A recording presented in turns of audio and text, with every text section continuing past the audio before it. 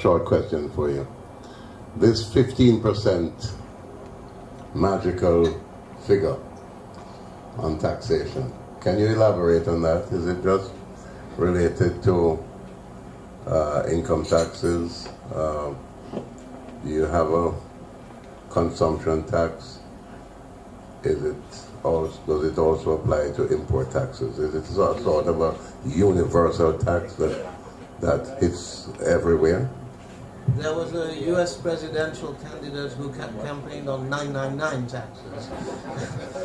We never campaigned as such, but we could have said 15, 15, 15. Well, 15, why 15? We tried to design it to be tax neutral, and if it was going to be tax neutral, the principle was we want to give away all the deductions that are being claimed already, but give it to everyone fairly and uniformly instead of letting people claim for it. But then you need to get the same amount of revenue that you were getting before, and this is what gave us 15%. Now that was fortuitous because we also have a 15% value-added tax. But that was a coincidence that it came to that. I don't think it was planned that it should be 15. And import tax is virtually zero. And the corporate income tax, we then aligned. The tax reform started with less reform personal income tax. But then it was, if we're now going to have taxes at 15%, even though in our previous regime, there was a differential between corporate and personal income tax, but we thought this is not a good idea because then you start having people play games in terms of people setting themselves up as corporations to get tax benefit. So to avoid these things, we said align the corporate income tax also at 15%. So that's how we ended up with 15, 15, 15. But it was really driven by the numbers. How do we make sure this is tax neutral? If we could have been like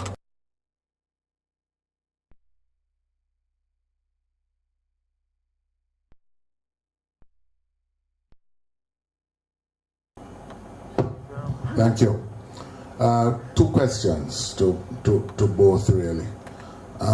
First, what was the specific content of the labor market reforms that were moved and implemented?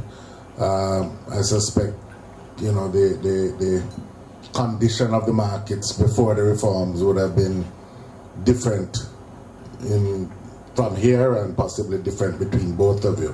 So I was interested in knowing what were those reforms. And then the second really is, what were the social supports for the reform effort? As it's been described in policy terms. I mean, the termination of officialdom, minister, permanent financial secretary, to implement the reforms. What were the social supports? Was there any critical element in the society as a whole that was pro-reform when you started out? For Seychelles, in terms of the labor issues, we felt we had to reduce the size of the public service. But this was something that had been there all along. We knew there were excess fat, and it was the time to do it. So it was estimated, and in the end it came to 15 or 17% of the labor force. But the other thing is, this was also accompanied by 1 year later, what we called outsourcing of non-core elements of the public service. For example, all the cleaners, security guards, most of them being employed by government.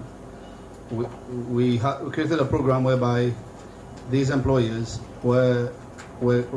they created cooperatives, and they were given like a 6-month startup. Their salaries were paid, and then they were assisted into forming this cooperative, which still exists today. For example, especially the cleaners. Government doesn't employ cleaners much, and security guards. We outsource these what they call non-core areas. And another thing that helped us is in Seychelles we are a major importer of foreign labor in tourism and construction sector, among others, and some high-skilled sectors. So what happened is that 15% of the labor force that was given a 6-month package, we also work with like the tourism industry, whereby these people were given training for a few weeks, and where we work with the tourism sector to absorb them in areas like security guards, admin staff, secretaries, security guards, where foreigners were actually working. So in the end, that's why it did not really impact on our employment figures very much, and there was no major disruption on the labor market. In terms of the social, what program we had for on the social side, like I said before, we created this social welfare agency, which, as I explained, was there to assist those who had lost their jobs for a few months, but it was for a definite period, like 3 months. After that, you would not qualify to be on this assistance, and it was tied in with the program with the tourism sector I just explained. But since then, this welfare agency has been merged with the social security system that we have, such that we have one agency now that provides all social programs, and we have what I believe is a quite good a system whereby weights are allocated. For example, if fuel prices were to increase dramatically one time, the weights in this basket would be adjusted so that the people would come there and get some sort of assistance. But now, beyond that, what we've done now, 3 years, 4 years later, we're saying also to the people, you will only qualify now for assistance under the social program if you are on the register list to get a job. No longer will you just come there and claim that you are not working and you will get assistance. So we went through the program by being a bit more generous, but now we still believe there's enough jobs for everyone. So we are assisting those who really need it, and this is the beauty of this system compared to before. Today we are able to really target those needy ones instead of just blanket out giving welfare assistance to people who don't really need it. Mauritius was heading towards crisis, but was not in crisis. The advantage of doing the reforms when we were still masters of our destiny is we did not have to make cuts that were going to be difficult. And let me situate a little bit the next part of the answer with a story we tell in Mauritius of 3 good friends, a Mauritian, an Indian, and an American, who had an accident and all ended up in heaven at the same time. And when they got there, St. Peter was in front of a sign which said $100 entry to paradise. So the American ran up there and said, "Is this true?" And he said yes. He pulled out $120 and said, $20 tip for you, very happy. The Indian came and said, "Really, you can't be serious, $100 is too much," and bargained his way to paying $50. At the end of the day, having spent the whole day bargaining with him, St. Peter, exhausted, saw the Mauritian passively sitting on the other side of the road under a tree. Said, "Are you not interested in going to heaven?" "Of course." "So what are you doing under the tree?" "I'm waiting for my government to pay for me."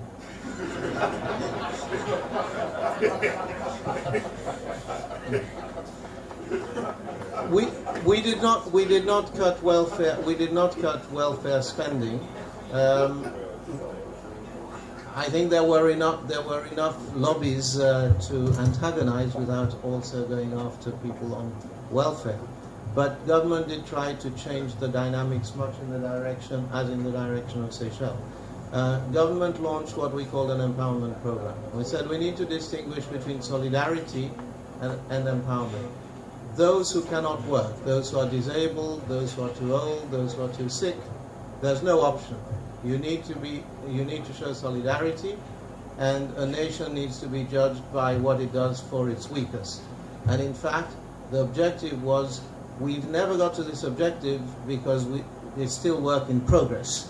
But the objective was, we are giving these people too little support because we're spreading it too thin. What we'd like is to give the really needy a proper support. But to do that, those who are able to work should be empowered to work. So, for example, government introduced programs. We still have these programs, and it's still old-fashioned, we call these single mothers programs, unmarried mothers programs, where we give money to women who are not married and who have children, so that they can support themselves. And of course this has perverse incentive effects, as you can imagine. So what we said is, we're no longer going to do that, we're instead going to pay for childcare. We'll pay for childcare and we'll give you training with placement. We'll help you get a job and we'll train you to get the job. Now, there has been some take-up, but not as much as we would have liked, and I think part of the difficulty is we haven't been tough on removing the existing programs. We've had parallel programs, and I think we may need to think of whether if we want the empowerment to work, we may need to be a little bit tougher in removing the existing benefits. But the idea was to voluntarily wean people into new programs. And in general, a big effort was made this program is targeted at those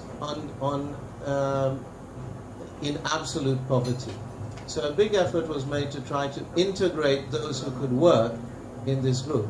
And the big handicap in this group is most of them are beset by social problems. First, the system failed them, didn't educate them properly, so educational attainments are low. Second, many of them, because of that, they used to be able to get jobs which allowed them to live. These jobs have vanished. Many have gone to China, but they now find it difficult to find steady employment. So they fall into informal sector, and sometimes with some criminality perhaps sometimes involved. But managing all through handouts, through welfare, through all odd jobs, and many of them have lack of discipline to hold down a job, often social problems, drug abuse, alcohol, domestic violence. And so we found that we can't just offer these people a job with training. You have to do life skills training with them, which is quite hard. We had a pilot program which had about 50% success, which is not bad given the group, but it has been fairly hard to sustain that sort of effort and expand it. But a ministry was created subsequently called Ministry for Empowerment. And what it should have been unmarried women, but the struggle, I think, is one which government cannot wage on its own. This is one of the areas where civil society needs to be mobilized, because these are very, very difficult cases for civil servants to deal with. Government can give the structure, but we need to mobilize civil society. So what we did, this was a later reform, but we introduced a 2% of corporate profit tax, which we call the CSR levy. And the way the levy works is, if you don't spend it on a civil society organization, then you pay it to the treasury. But ideally, we do not want to see this money in the treasury. What we want is that you spend it on civil society organizations, and I'm deliberately not saying NGOs, because sometimes you have neighborhood organizations which are loosely structured, as opposed to formal NGOs, and we also allow that. But there are certain conditions. A national CSR committee was set up where the private sector, government, civil society representatives are present, and they tried to define rules to define what sort of things could be financed under that activity. And now this is work in progress, and we don't yet see major results. And the big problem is that civil society has been very good at giving palliatives, but not at having a national effort. And they don't have the capacity, even when they do good work with one shelter in one area, to do something at the national level is difficult. So we need to sort of focus now on building up the capacity of civil society to do this. So in the social sector, paradoxically, the fiscal space which has opened up has been used partly to expand welfare programs, but we've expanded them in a way which is still work in progress, and it's not clear what sort of results we get. This is one area where we've looked to the bank also to bring in the experience from Latin America. to try to see if we can structure these programs a bit better.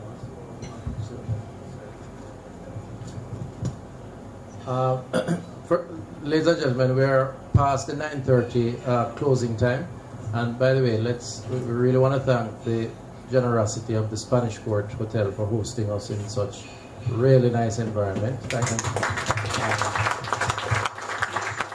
The 3 questions remaining are.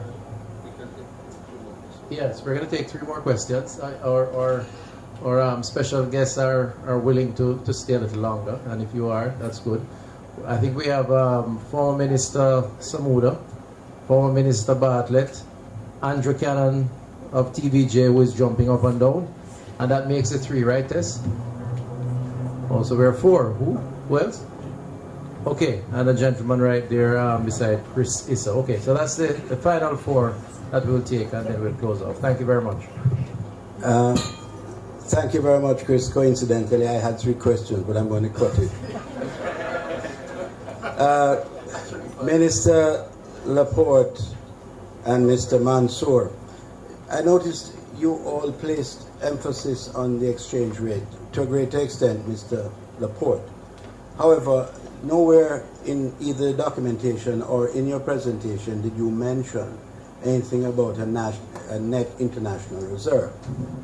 To what extent are you seeking to have a comfortable margin to protect the exchange rate, as you have so ably put it, Mr. Laporte? That's number 1. Number 2, Mauritius is known as an example throughout the world for cutting bureaucracy. And you had some rather, I'm told, unique experiences in achieving that. Could you share with us even a few of the fundamentals, both of you, if you've had the same experience, a few of the fundamentals that have led to your being considered an attractive destination for investment, foreign investment? Okay, thank you, sir, for asking the question. And I put it down as a missed point that I should have spoken about. Essentially, when we had the crisis in 2008, Seychelles' net usable reserve was like $10 million. It was like a few days of import coverage. And one of the fundamental pillars of the program was to build reserves to the 3-month import coverage by end of 2012. And I'm glad to say that we're very close to that. We're about 290 now, and I'm confident by the end of the year we will reach that level. But I still believe that it's not sufficient, because recent experiences with the crisis in Europe, with the rise in the cost of fuel, which has tripled the import bill for fuel in the last couple of years, that at the end of the day, 3 months is not sufficient if we really want to have a sufficient cushion. So it will remain a key element, whether we have a program or not. We need to build at least, it might take 4 to 6 months of import coverage. On the cut of bureaucracy, I believe, yes, I mean, even us, we look at Mauritius as a good example, but we have done some efforts in that area, but we remain unhappy about the level of service that we provide in government today. And I tie this down in a way with the ease of doing business aspect. One of my priorities, because I also have the portfolio of investment, I really want to compete with my brother from Mauritius on the ease of doing business and generally improving quality of government service in general. We are now, I think, 103 in the ease of doing business index, which is a bit of a shame, because given all the good things we've done, there's no reason why we should be up there. And I'm confident in the next couple of years that we will really get, maybe not as close as Mauritius, but we should be below the 50% mark. We have the resources, capability to do it. I think it's just one issue that's being ignored, but we keep banging on the point that we have to be an efficient service. I mean, as he said earlier, ministries, departments get budget to do it, and we owe it to the people and to everyone. The exchange rate has not really been a major issue for Mauritius because we opened our capital account a long time ago, and the exchange rate has always been market determined. Paradoxically, even though we were hit by these triple shocks and we've had a 20% adverse move in the terms of trade against us, because the reforms have unlocked so much foreign investment, the exchange rate has actually appreciated since the reforms.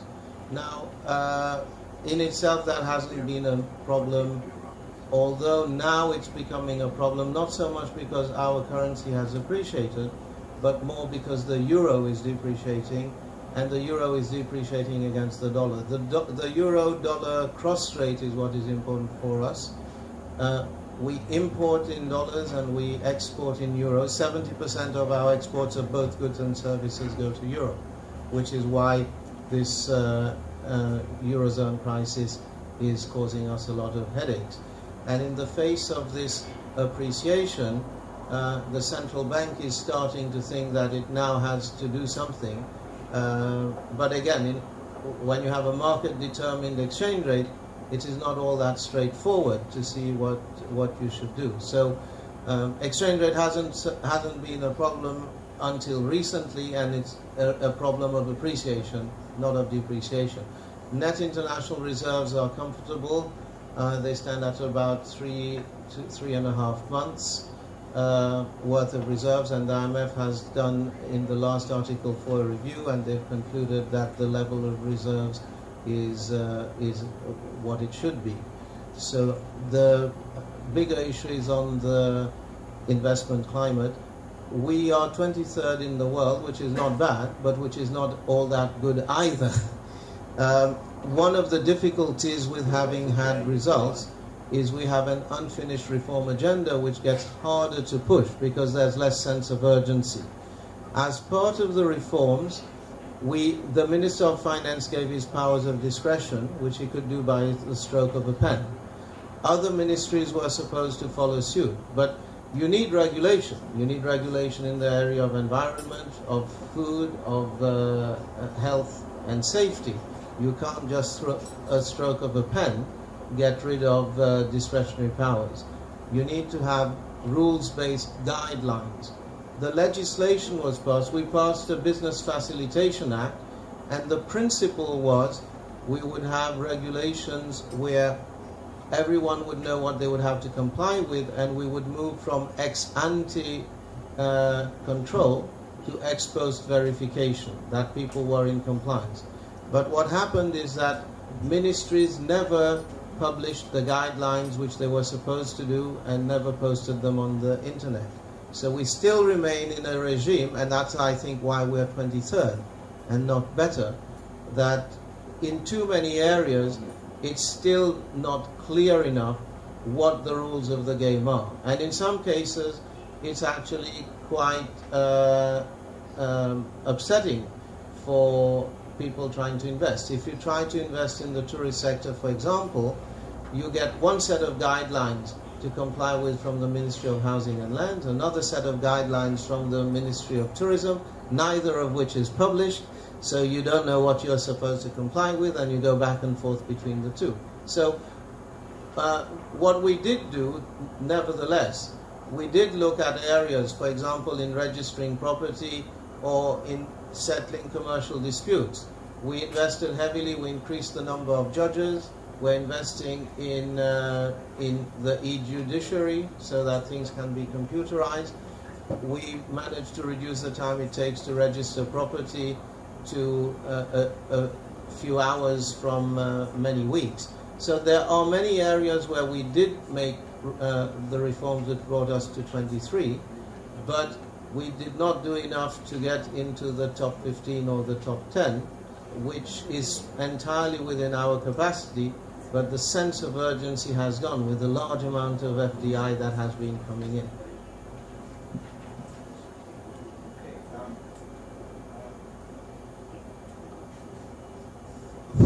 Yes. Tourism is perhaps your most important export for both countries. I think somewhere in the region of 30% of the export is tourism. The issue of taxation with tourism is a sensitive one, as you know.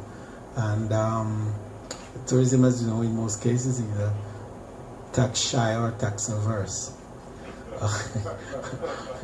Tell me how, interestingly, both Mauritius and Seychelles have interesting tourism taxation models, which are highly studied. Would you like to share a little of that with us? Because we do have very, very challenging situations here in terms of dealing with tourism taxation. So he's putting you on the spot now. Now you see, Seychelles, interestingly, the tax regime that we have today is a byproduct of the days of foreign exchange shortage. Because what happened is, instead of tackling the fundamental problem of the overvalued exchange rate and all the structural issues we had, we thought we would attract foreign exchange by giving all sorts of incentives to the tourism establishments. So what we have today now is we gave this kind of called TIAs,